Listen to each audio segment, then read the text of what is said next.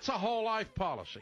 So nobody ought to put money in a whole life policy. Here's an alternative to whole life that Dave Ramsey usually doesn't mention. Here are 3 key differences between whole life and index universal life. Starting with the death benefit, with a whole life, usually only the death benefit will pay out. Any cash that's been accumulated will stay behind with the insurance company. This is known as a level death benefit option.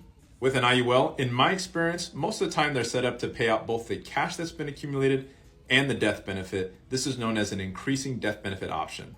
There's also an option known as ROP, which pays out the premiums that have been paid plus the death benefit when the person passes away. Next is growth. Most whole lives will give you a 2 to 4% guaranteed return, with some companies offering a dividend on top. However, this part is non-guaranteed.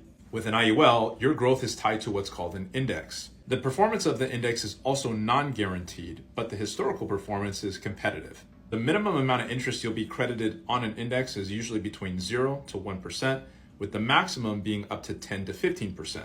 Many companies nowadays are even offering no cap on the upsides. Lastly is premium. With a whole life, you usually have to stick to a very strict schedule. You can't really skip premiums or raise or lower them too much. IUL is generally more flexible on the premiums. Whatever premium you're paying now, you can usually add more into it up to a limit, and you could even skip your premiums if you have enough cash accumulated inside your policy.